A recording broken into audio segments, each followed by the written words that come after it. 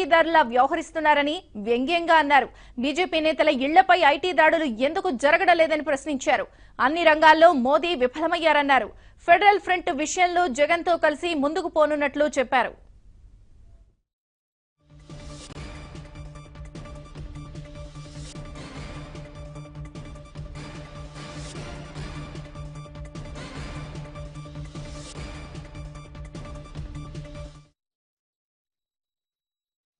ఓ జాతీయ TV channel ఇంటర్వ్యూలో దేశ రాజకీయ పరిస్థితులపై కేసీఆర్ మాట్లాడారు. రాహుల్ కంటే సోనియా బెస్ట్ అన్నారు.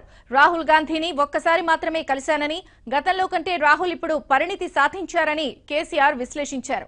అయినప్పటికీ రాహుల్ కంటే సోనియా గాంధీ చాలా మెరుగన్నారు. ఆమె చాలా ఓపికతో ఉండే నాయకురాలని, అవగాహన స్థాయి కూడా ఎక్కువని చెప్పారు.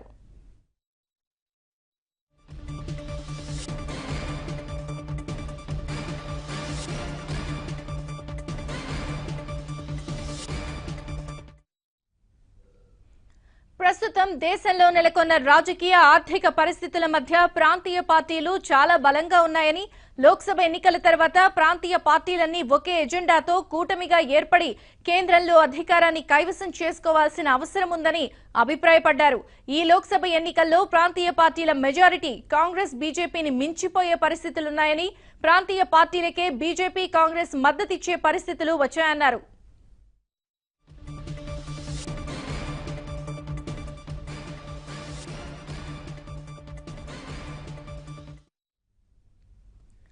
తాను ప్రాంతీయ పార్టీల కూటమిని ప్రతిపాదిస్తున్నది ప్రధాని పదవి కోసం కాదన్నారు.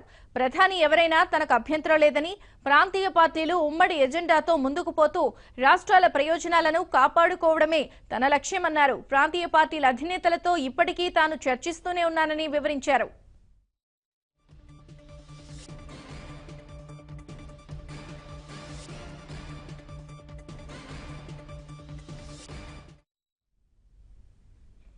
ప్రాంతీయ పార్టీలు విడివిడిగా పోటీ చేసి ఎన్నికలయ్యాక ఒకచోట చేరాలని కేసీఆర్ అభిప్రాయపడ్డారు. పరిస్థితులు అనుకూలించగానే నితీష్ కుమార్ వంటి ప్రాంతీయ పార్టీల నేతలు కూడా కలిసి వస్తారని, పరిస్థితులు డిమాండ్ చేస్తే కొత్త నేతలు, కొత్త పథకాలు, కొత్త పార్టీలు ఏర్పాటవుతాయన్నారు. అదే క్రమంలో ప్రాంతీయ పార్టీల కూటమి కూడా ఏర్పాటు కానుందని, ఇందుకు ఉదాహరణ జనతా పార్టీ ఏర్పాటేనని గుర్తు చేశారు.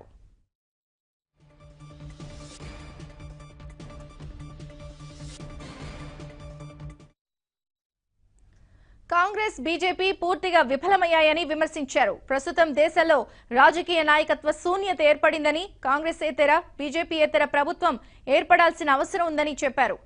స్కాండినేవియన్ దేశాల్లో తరచూ ప్రభుత్వాలు మారుతూ ఉంటాయని, ప్రజల అవసరాలకు అనుగుణంగానే ప్రభుత్వాలు ఏర్పడుతూ ఉంటాయని తెలిపారు.